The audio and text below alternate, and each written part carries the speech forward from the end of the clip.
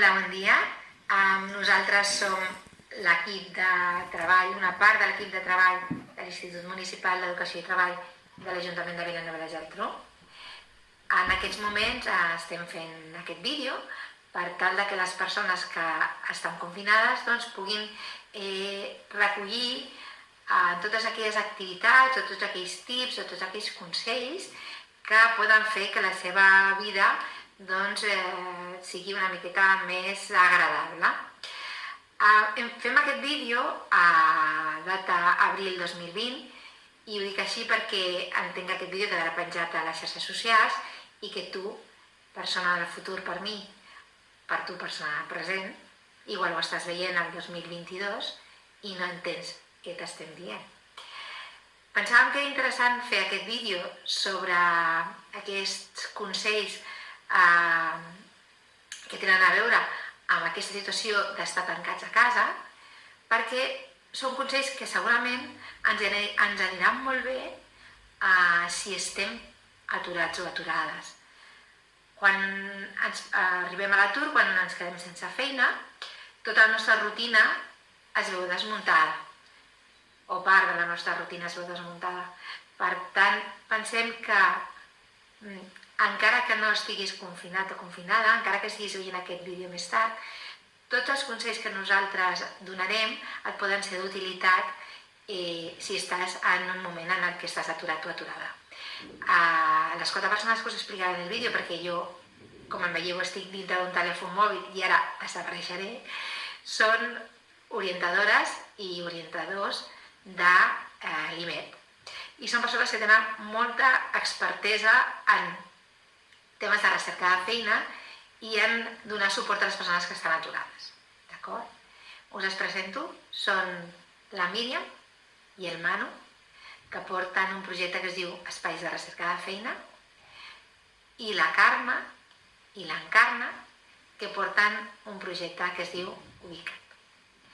Ells 4, ara, quan jo m'acomiadi, us explicaran aquests tips que seran molt interessants i que esperem que us agraden. I bé, si les coses continuen com estan ara, doncs potser la setmana que ve us expliquem alguna altra coseta també segurament molt interessant. Que vagi molt bé.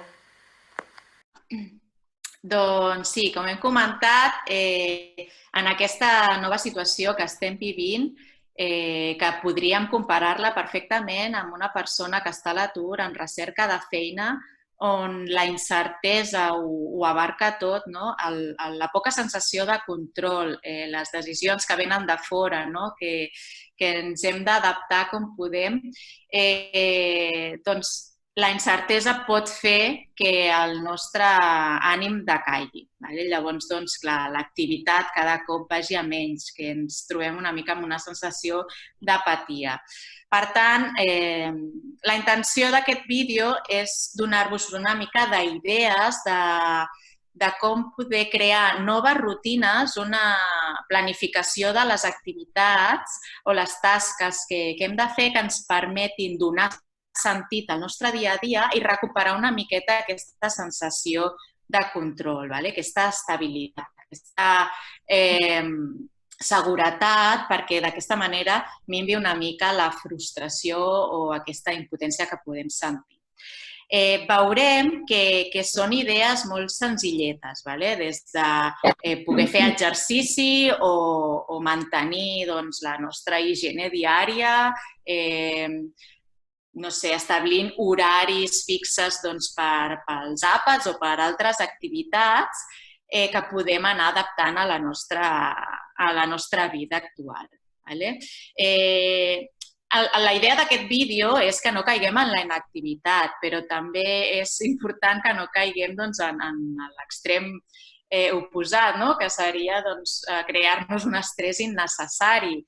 És veritat que quan vam iniciar aquesta situació sembla una paradoxa, no? Però semblava que seria l'avorriment, no? Que ens trobaríem a les nostres cases, però les persones ens han anat enviant propostes d'activitats, de coses per fer sols, acompanyats amb els nens, amb els familiars, i sí que és veritat que hem de trobar el nostre equilibri, no? Intentar trobar el nostre equilibri entre les responsabilitats que tenim, ja sigui de les tasques de casa, amb els nens, amb el teletreball, si és que continuem treballant, amb els moments d'oci i els moments de descans, que no els hem d'oblidar. Ara els meus companys us especificaran una miqueta quines són aquestes idees i l'important és, sabem que cada un de vosaltres esteu en una realitat diferent i l'important és que ho adapteu com pugueu en aquesta realitat i que us sigui el més útil possible. Bé, dono pas al meu company Manu, que us iniciarà aquestes idees. Manu? Molt bé, doncs com us ha comentat la Míriam, és molt important fer una planificació, si és possible setmanal, de tasques a fer. Com farem aquesta planificació? Doncs com fèiem quan anàvem al col·le, de fer un horari. En aquest horari marcarem, per una banda, les tasques obligatòries i les rutines que hem de fer. Rutines, com ha comentat la Míriam, com la higiene personal. Estem vivint un moment en què s'ha quedat molt clar la part preventiva que té la higiene, el tema de rentar-se les mans. Doncs, ja que hem començat amb les mans, no està de més continuar amb la resta del cos, mantenir una bona higiene diària que també ens ajudarà a sentir-nos millor i la gent que conviu amb nosaltres també ho agrairà. A part, hem de fer tasques com vestir-nos cada dia. Podem tenir la tentació de quedar-nos en pijama, però si volem encetar un nou dia, si volem fer coses, simplement el fet de vestir-nos ens ajudarà també a donar-nos un ànim, un què poder fer. Per fer aquesta planificació que comentava la Míriam, què és el que farem? Primer marcarem totes les tasques obligatòries que tenim per fer. Per exemple, preparació de dinars, ajudar els nens amb les tasques del col·le, si hem de sortir a comprar. Un cop hem marcat totes les tasques obligatòries que farem durant la setmana, apuntarem si estem en cerca de feina, buscarem forats per fer aquesta cerca de feina. I després, com bé ha dit la Míriam, parlarem tant de temps d'oci, marcar-nos estones per disfrutar del temps lliure i estones per no fer res. Per què parlem tant d'oci com d'estones de no fer res? L'oci és molt important per activar la ment, per poder desconnectar-nos d'aquesta cerca de feina intensiva, poder desconnectar de les nostres tasques diàries i també ens ajuda a sentir-nos millor.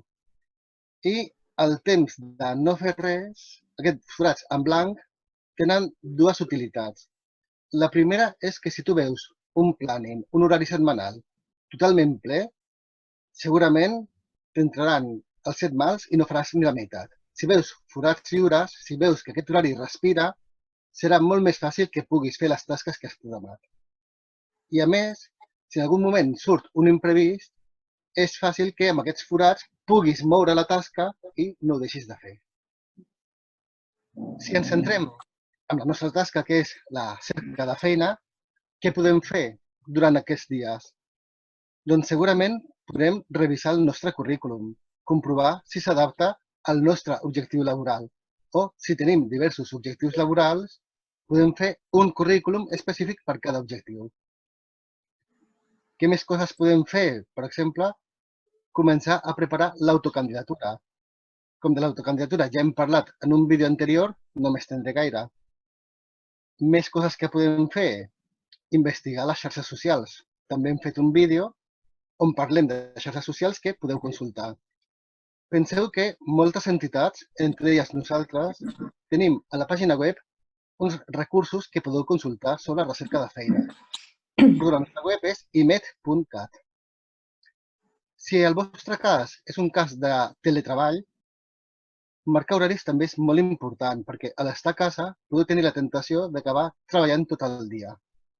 És importantíssim dedicar unes estones marcades a la feina i després deixar la feina i fer les altres tasques que hem de fer per evitar aquesta sensació de tenir tot el temps ocupat amb feina.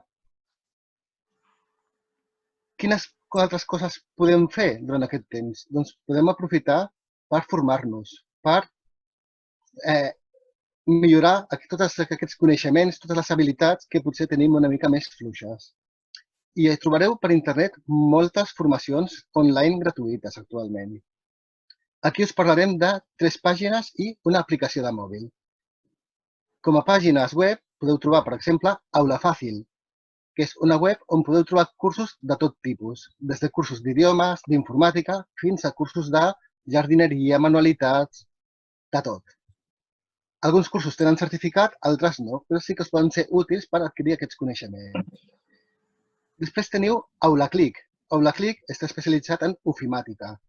Per tant, si voleu millorar Word, Excel, aprendre a fer aquestes tables dinàmiques que moltes vegades us demanen i no recordeu com fer, és un bon moment i és una bona eina per poder-ho aprendre.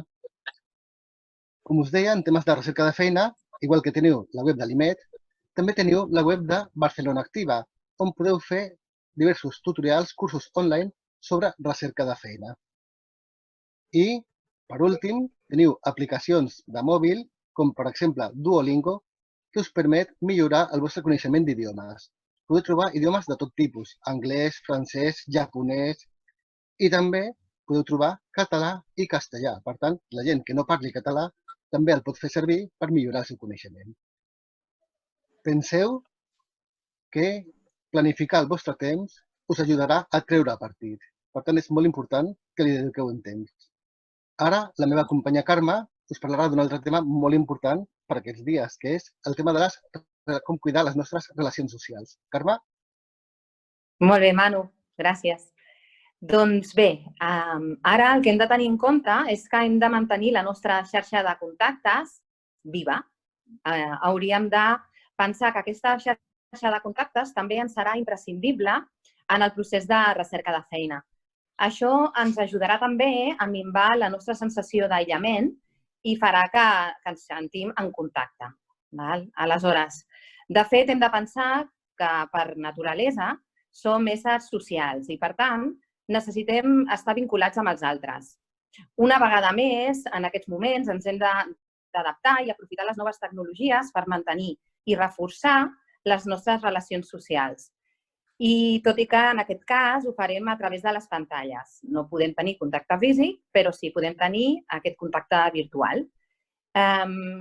De fet, a més, aquest moment ens dona l'oportunitat de dedicar més temps a aquelles persones que en el nostre dia a dia doncs potser no podem dedicar-hi tot aquell temps que ens agradaria. Aleshores, és el moment idoni per poder-ho fer.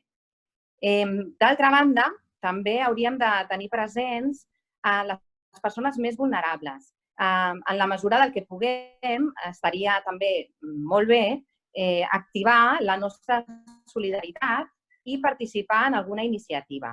Per exemple, podríem mirar al nostre voltant, els nostres veïns, amics, familiars, i veure com podem aportar el nostre granet de sorra i ajudar-los en la situació que estem vivint. Podríem pensar, per exemple, en obrir el nostre wifi si sabem que algú dels nostres veïns tenen fills en edat d'estudi i que no tenen wifi, doncs potser podríem compartir una estona del nostre wifi en obert perquè aquests estudiants puguin accedir a les seves formacions. Actualment ja corren iniciatives a través de les xarxes i potser seria aquesta aportació de solidaritat que podríem fer. Podríem també analitzar si tenim veïns que són col·lectiu vulnerable o persones grans que puguin necessitar suport a l'hora de realitzar compres o qualsevol ajut que els hi puguin haver, doncs seria un bon moment per contactar amb ells i oferir aquest suport, aquesta ajuda. I tant els nostres familiars o amics, doncs també, ja que estem presents, poder estar en els bons moments, en el videovermut, que ara s'està posant de moda, i poder estar en aquests bons moments, però també en els moments en què els amics o familiars estiguin de bajón, que també ens passa i ens passa a totes i a tots, doncs poder estar amb ells i donar el nostre suport per tal d'ajudar-los a millorar aquests ànims. Una miqueta, doncs, això seria el que podríem afegir de les relacions socials en aquest moment. I si us sembla, ara l'Encarna també us parlarà del temps d'oci, que també n'hi ha, i com deia la Míriam a l'inici, a vegades potser en excés. Encarna, endavant. Molt bé, gràcies, Carme.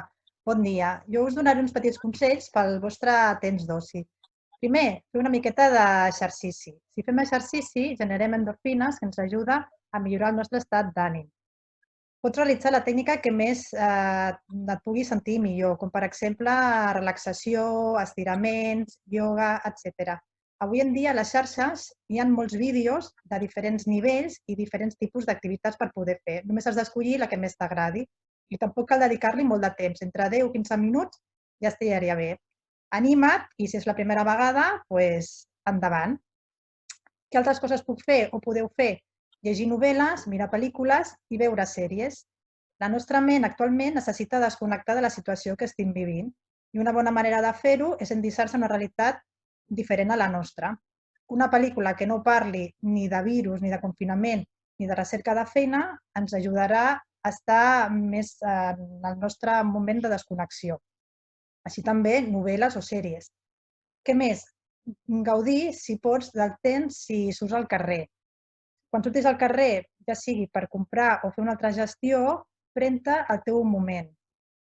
I sobretot d'aquesta estona a l'aire lliure. Intenta no portar el mòbil ni escoltar música i estar atent a tots aquells detalls que el dia al dia no ens deixa veure. És un moment en el que pots desconnectar també. Què més podeu fer? Temps de descans. Per temps de descans no és estar inactiu, sinó, com ha dit el Manu, és aquell temps que nosaltres tenim per fer o per fer no res, també, per desactivar-nos. Pots buscar a la xarxa activitats que més t'agradin i fer-les en aquell moment i gaudir del temps que ens lliure. I per últim, extreu la part positiva de la situació. Per fi tenim un moment per parar i reflexionar sobre les nostres prioritats, els propers passos que farem i, per què no, del nostre objectiu laboral. En moments de calma, en moments d'avorriment, són ideals per deixar volar la nostra imaginació i la nostra creativitat.